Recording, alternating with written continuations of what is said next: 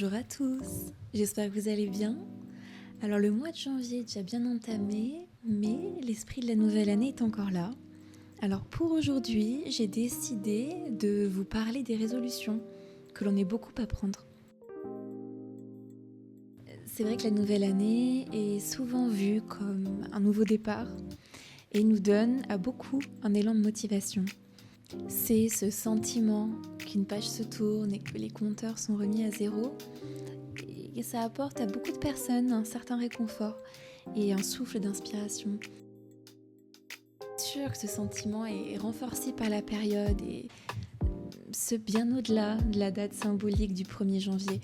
Parce que décembre est un mois tellement chargé avec tous les dossiers à boucler ou encore la clôture budgétaire des entreprises, pour les étudiants, les partiels et les examens à passer. Bien sûr, sur un plan personnel et familial, les fêtes de fin d'année qui sont très anticipées, mais qui demandent une préparation vraiment importante. Pour ceux qui fêtent Noël, les quelques jours entre le 24 décembre et le 31 sont passés à somnoler pour récupérer. C'est une expérience assez universelle. Et si vous vivez comme moi dans l'hémisphère nord, les jours sont actuellement les plus courts de l'année et le froid s'est installé. Donc c'est vraiment tous ces éléments combinés qui font que l'on passe le mois de décembre un peu sur les rotules et que tout repos est vraiment bienvenu. Alors janvier arrive comme une bouffée d'air frais et bien que peu ait réellement changé, il faut le dire parce qu'il fait toujours froid, pluvieux et nuit à 17h, mais on a enfin en ligne de mire le printemps. C'est assez drôle comme phénomène parce que dès que Noël passe, psychologiquement, le printemps n'est plus très loin. La particularité des résolutions du Nouvel An, et ce qui fait que cette période est si spéciale, c'est cette espèce d'énergie collective, de motivation et de volonté de changer. Ça se traduit notamment par des challenges collectifs, généralement autour des habitudes de vie plus saines. Alors vous avez peut-être déjà entendu parler du Dry January, où on ne boit pas d'alcool pendant tout le mois de janvier, ou encore ne pas fumer pendant un mois. Alors d'un point de vue sportif, les gyms organisent souvent des challenges dans leurs cours collectifs ou avec un nombre d'entraînements à atteindre chaque semaine par exemple. Pour ceux qui souhaitent être un peu moins sédentaires, le challenge autour du nombre de pas est très populaire.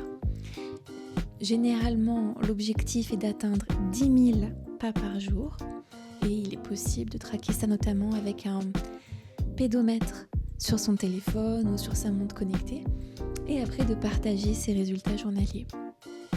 Alors ce sont là quelques exemples de résolutions pour des habitudes de vie plus saines, mais la nouvelle année peut aussi nous permettre de faire le point sur nos objectifs. Par exemple, ça peut être apprendre une nouvelle langue étrangère ou commencer un sport, apprendre à jouer d'un instrument ou même à tricoter. Mais la nouvelle année, c'est aussi parfois continuer ce qu'on a déjà entamé, mais avec des objectifs plus clairs.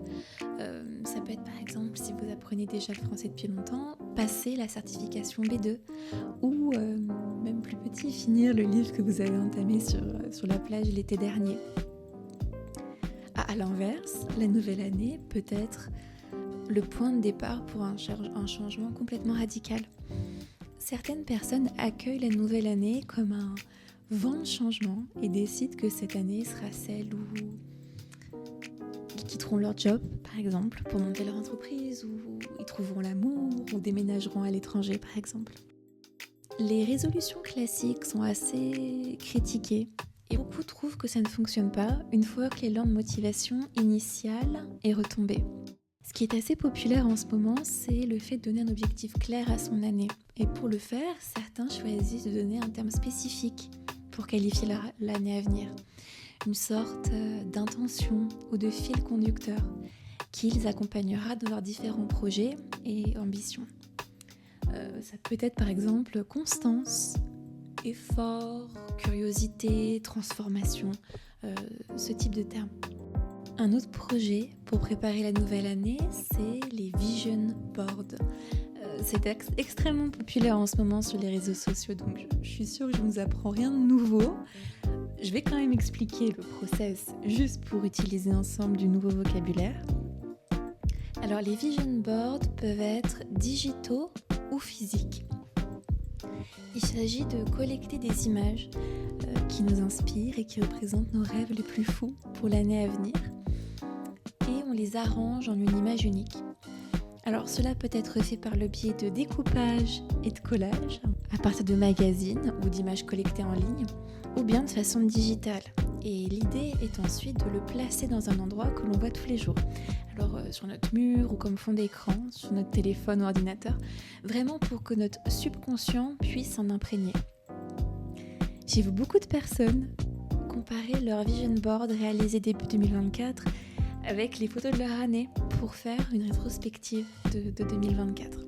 Sinon, les bucket lists sont un autre moyen de lister les expériences dont on rêve afin de plus ou moins guider notre année.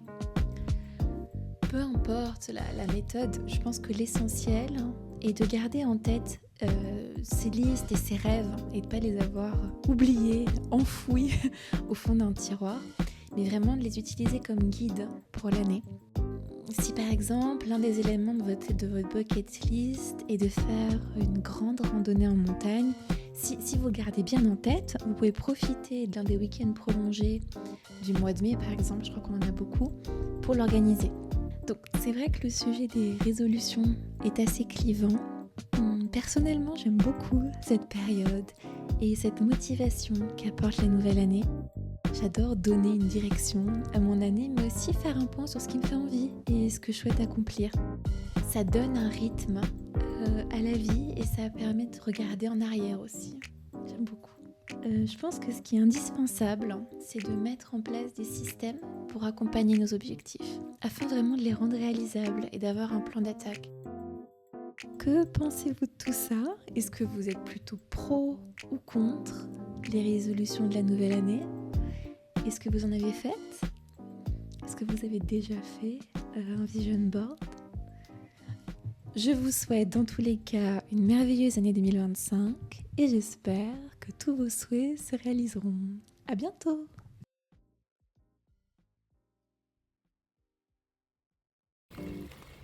Bonjour à tous, j'espère que vous allez bien. Alors le mois de janvier est déjà bien entamé, mais l'esprit de la nouvelle année est encore là. Alors pour aujourd'hui, j'ai décidé de vous parler des résolutions, que l'on est beaucoup à prendre. C'est vrai que la nouvelle année est souvent vue comme un nouveau départ et nous donne à beaucoup un élan de motivation. C'est ce sentiment qu'une page se tourne et que les compteurs sont remis à zéro. Et ça apporte à beaucoup de personnes un certain réconfort et un souffle d'inspiration. C'est sûr que ce sentiment est renforcé par la période et ce bien au-delà de la date symbolique du 1er janvier. Parce que décembre est un mois tellement chargé avec tous les dossiers à boucler ou encore la clôture budgétaire des entreprises ou pour les étudiants, les partiels et les examens à passer. Bien sûr, sur un plan personnel et familial, les fêtes de fin d'année qui sont très anticipées, mais qui demandent une préparation vraiment importante. Pour ceux qui fêtent Noël, les quelques jours entre le 24 décembre et le 31 sont passés à somnoler pour récupérer. C'est une expérience assez universelle. Et si vous vivez comme moi dans l'hémisphère nord, les jours sont actuellement les plus courts de l'année et le froid s'est installé. Donc c'est vraiment tous ces éléments combinés qui font que l'on passe le mois de décembre un peu sur les rotules et que tout repos est vraiment bienvenu. Alors janvier arrive comme une bouffée d'air frais et bien que peu ait réellement changé, il faut le dire parce qu'il fait toujours froid, pluvieux et nuit à 17h, mais on a enfin en ligne de mire le printemps. C'est assez drôle comme phénomène parce que dès que Noël passe, psychologiquement, le printemps n'est plus très loin. La particularité des résolutions du Nouvel An, et ce qui fait que cette période est si spéciale, c'est cette espèce d'énergie collective, de motivation et de volonté de changer. Ça se traduit notamment par des challenges collectifs, généralement autour des habitudes de vie plus saines. Alors vous avez peut-être déjà entendu parler du Dry January, où on ne boit pas d'alcool pendant tout le mois de janvier, ou encore ne pas fumer pendant un mois.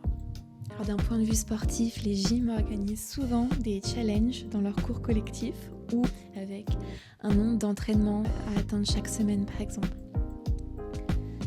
Pour ceux qui souhaitent être un peu moins sédentaires, le challenge autour du nombre de pas est très populaire. Généralement, l'objectif est d'atteindre 10 000 pas par jour et il est possible de traquer ça notamment avec un pédomètre sur son téléphone ou sur sa montre connectée et après de partager ses résultats journaliers. Alors ce sont là quelques exemples de résolutions pour des habitudes de vie plus saines, mais la nouvelle année peut aussi nous permettre de faire le point sur nos objectifs. Par exemple, ça peut être apprendre une nouvelle langue étrangère ou commencer un sport, apprendre à jouer d'un instrument ou même à tricoter. Mais la nouvelle année, c'est aussi parfois continuer ce qu'on a déjà entamé, mais avec des objectifs plus clairs. Ça peut être par exemple, si vous apprenez déjà le français depuis longtemps, passer la certification B2 ou même plus petit, finir le livre que vous avez entamé sur la plage l'été dernier. À l'inverse, la nouvelle année peut être le point de départ pour un changement complètement radical. Certaines personnes accueillent la nouvelle année comme un vent de changement et décident que cette année sera celle où ils quitteront leur job, par exemple, pour monter leur entreprise, ou ils trouveront l'amour, ou déménageront à l'étranger, par exemple. Les résolutions classiques sont assez critiquées et beaucoup trouvent que ça ne fonctionne pas une fois que l'élan de motivation initiale est retombé.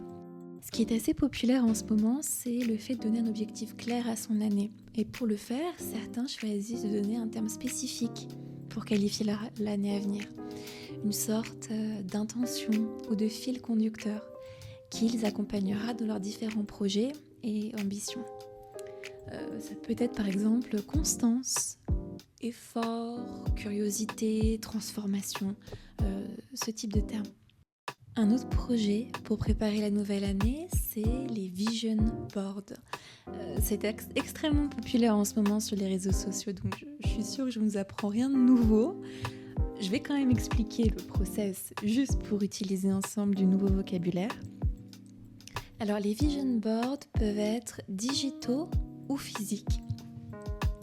Il s'agit de collecter des images qui nous inspirent et qui représentent nos rêves les plus fous pour l'année à venir. Et on les arrange en une image unique. Alors cela peut être fait par le biais de découpage et de collage, à partir de magazines ou d'images collectées en ligne, ou bien de façon digitale. Et l'idée est ensuite de le placer dans un endroit que l'on voit tous les jours. Alors sur notre mur ou comme fond d'écran, sur notre téléphone ou ordinateur, vraiment pour que notre subconscient puisse s'en imprégner. J'ai vu beaucoup de personnes comparer leur vision board réalisé début 2024 avec les photos de leur année pour faire une rétrospective de 2024. Sinon, les bucket lists sont un autre moyen de lister les expériences dont on rêve afin de plus ou moins guider notre année.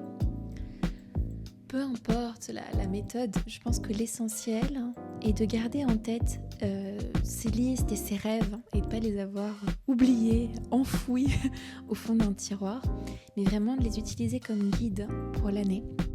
Si par exemple, l'un des éléments de votre bucket list est de faire une grande randonnée en montagne, si vous le gardez bien en tête, vous pouvez profiter d'un des week-ends prolongés du mois de mai par exemple, je crois qu'on en a beaucoup, pour l'organiser. Donc c'est vrai que le sujet des résolutions est assez clivant. Personnellement, j'aime beaucoup cette période et cette motivation qu'apporte la nouvelle année. J'adore donner une direction à mon année, mais aussi faire un point sur ce qui me fait envie et ce que je souhaite accomplir. Ça donne un rythme à la vie et ça permet de regarder en arrière aussi. Beaucoup. Je pense que ce qui est indispensable, c'est de mettre en place des systèmes pour accompagner nos objectifs, afin vraiment de les rendre réalisables et d'avoir un plan d'attaque. Que pensez-vous de tout ça ? Est-ce que vous êtes plutôt pro ou contre les résolutions de la nouvelle année ? Est-ce que vous en avez faites ? Est-ce que vous avez déjà fait un vision board ? Je vous souhaite dans tous les cas une merveilleuse année 2025 et j'espère que tous vos souhaits se réaliseront. À bientôt!